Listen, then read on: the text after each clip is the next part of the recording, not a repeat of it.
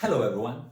So here taking the opportunity of sharing with you one of the strategic invitations that the team from MIT has made to us in order to really understand, looking our history within MTA, LEINN, what might be those opportunities, challenges and threats that we might be facing when we're looking ahead, and especially those ones that actually we might be less unconscious, or somehow we might be neglecting when we really understand the world of today and the reality of other players that might be playing while addressing our same goal. Based on that, we have identified 4 elements that might be the guiding principles for us to take into account those ingredients that we are not so present. First one is accessibility. When we look at our history, we celebrate that actually we have been serving over the last 13 years more than 2,500 people directly, that they deeply transform their lives in order to become team entrepreneurs. So it's a tipping point in their lives, and especially as the majority of the people that we serve, they are young people, so people in the 20s. Actually, we have bloomed and transformed their lives for probably the next 60 years, where actually will be impacting the world. A rippling effect is in place, and we are somehow protagonists of making this happen. As we used to say in MTA China, just for one person that we are able to transform is worth it, all the work we do. But the reality is that we have more than 2,500 people in 13 countries that have been transformed, and eventually more than 25,000 people we have reached. That is great, but the reality, when we take perspective, is in the format that we have been addressing, the format that we have developed is a very narrow sort of format. We have been serving very specific type of people that might be in developed and cities in developed countries, that they join a really 4 years format transformation journey. So first message is, let's invite all of us to really multiply this we for all, really multiply the formats that we might be addressing, and really multiply the type of partners we can be doing, is multiply organizations, universities, formats that will be placed. Just what we learned in the COVID, we have created this digital platform cooperatives program, and there's in 16 months, together with the people from New School, we have been reaching more than 1,000 people from 60 different countries, playing with 50 different local partners. This should be the way we should be addressing and really opening up the formats. We are starting to do so, but we need to do much more in this accessibility. Second is, when we're looking at the profile of the people that we serve, although we need to open up, we should be the priority of what do we need to serve. The reality is we might be having a blind spot in the sort of people that we address.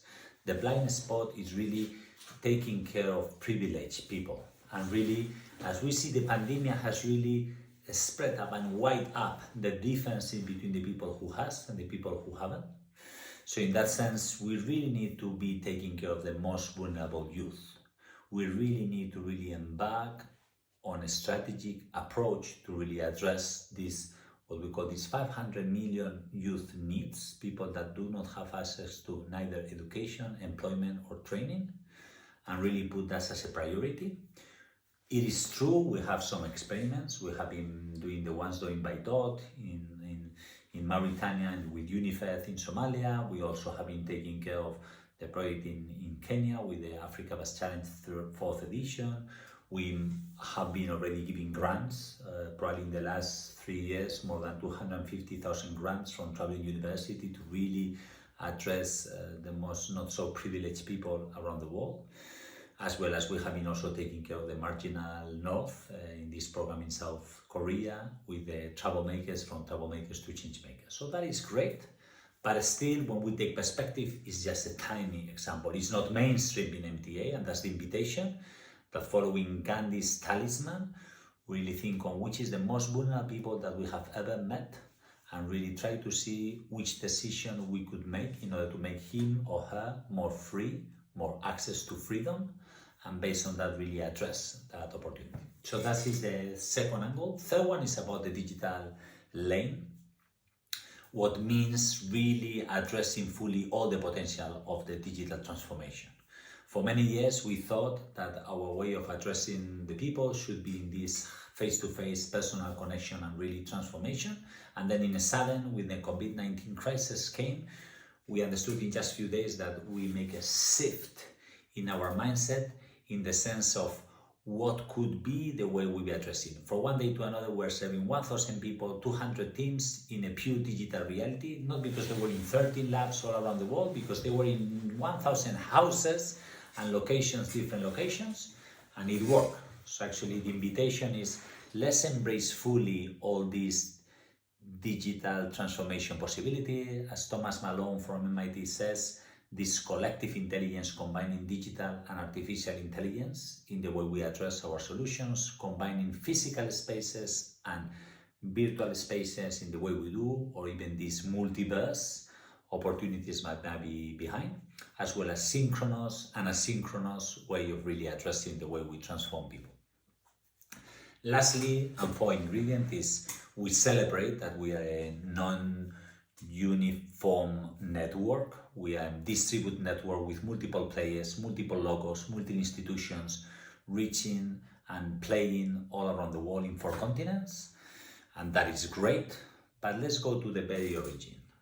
Unless we have clear which is the shared why do we exist collectively, that we are one besides everything, that actually we have a shared vision, where are we heading together, and actually shared values, how are we going to address that? Otherwise, eventually this non-uniform will make us even become different, and the whole project will become more weak. So in that sense, what we need is to go back to the origins and address this original why and amplify it today in a new mission, vision and values that we all share, and building as a Russian doll the common leading thoughts that will help us to really play later on locally in this multiple reality of organizations that we have, but having a shared leading thoughts in the way we express. And we should not be fearful to really play this diversity to the full, but always having shared leading thoughts very clear and share among all of us. And lately, it's also these difficulties that we have in the past of really this belonging. Where do I belong? How do I belong? My identity based on this salad of logos, organization, institutions. So the invitation is that we could be embracing a full upgrade, upbranding. It's not a rebranding, it's an upbranding to really have a commonality. The invitation for this upbranding is we. Might be the essence of what we do. Thinking on the transformation that MTA provides is we create, we learn, we travel, is this collective entrepreneurship. So it's we are MTA, we are LEINN, we are also Team Labs, we are Travel University, we are all, and yes, we are all and we are for all. As we say in Spanish, soy porque somos, soy porque dejo ser. I am because we are, I am because I let others be.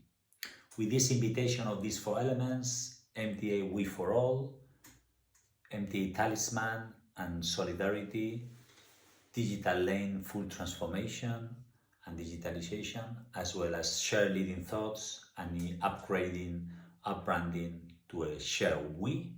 This is the invitation that we have for these emerging challenges. Enjoy fully Christmas, and 2022 will be an amazing moment to make all these new opportunities become true.